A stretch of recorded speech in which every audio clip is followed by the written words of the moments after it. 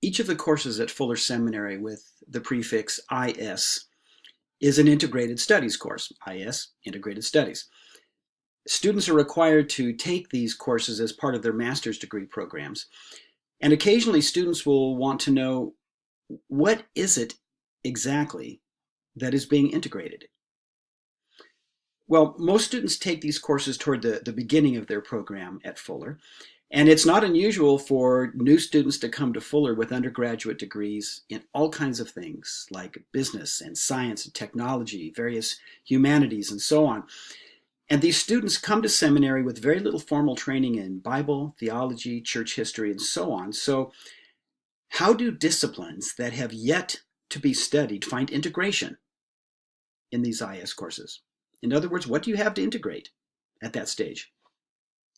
Well, regardless of your educational background, as followers of Jesus, you have probably heard sermons in church, you have participated in Bible studies, you've considered questions about faith along the way. Without realizing it, you've already become theologians. You have already considered and spoken a word about God. You've developed ways of thinking about God, and you've even been attempting to articulate what you have come to believe as a Christian. Well, one of the ways that you'll learn integration here at Fuller is through a process that arises out of an academic discipline that's known as practical theology. And this process that comes out of practical theology is called theological reflection. Theological reflection is where we look both as individuals but also as communities of faith at our own Christian lives, at our shared practices, and we revisit them every so often, especially in times of change or crisis. In that revisiting experience, we reflect on what we have learned or what we have come to believe about theology, what we have come to believe about the traditions and the history, not only of our local church and our local denomination, but also the church throughout history. What we've learned about things like Christian ethics. And we try to determine how these things help us to reimagine how God is leading us in this particular time and place. Now, along the way, we also find that our understandings, our pre-existing ideas become subject to change as the Spirit of God expands our perspectives and our expectation about God's character and about God's mission in the world. Another way that you'll experience integration is in diving into the deep structure of what we call Christian practices, like hospitality, forgiveness, lament, gratitude, prayer, witness, reconciliation, a whole host of other things.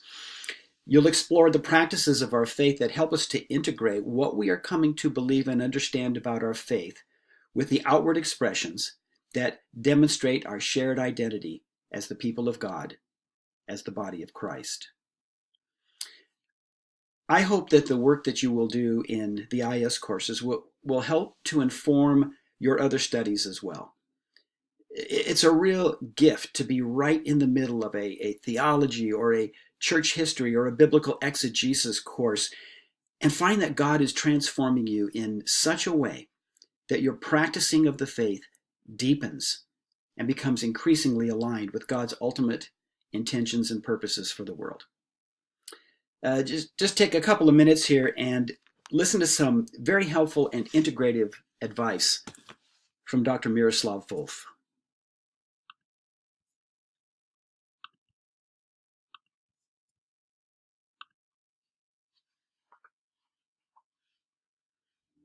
Okay, so when I turned in my dissertation, they told me that I was too dependent on you. So that was your mistake. It's okay. It's okay. So I'm willing to acknowledge that not only have you influenced me a lot, but that your voice matters and carries a lot. So okay, so I get this responsibility of shaping Fuller as a community, a learning community for the formation of Christian leaders. Is there anything you want to say to me? I'll give you one more chance to speak into my life and into this seminary as well. You know, when I graduated from, got my PhD, graduated from Tübingen with a doctorate, I talked to Jürgen Moltmann about my own career, writing career, and so forth. What do I do? And I was so incredibly impressed by his ability to articulate the fundamental Christian convictions in ways that seemed resonant with what was going around him. And basically his answer to me was, take an issue that moves people and shine the light of the gospel on it. And in some ways I think that's what our education and our role is. To take up these issues, fundamental issues that move people, and see how faithful adherence to the gospel, what kind of light does it shed on the situation.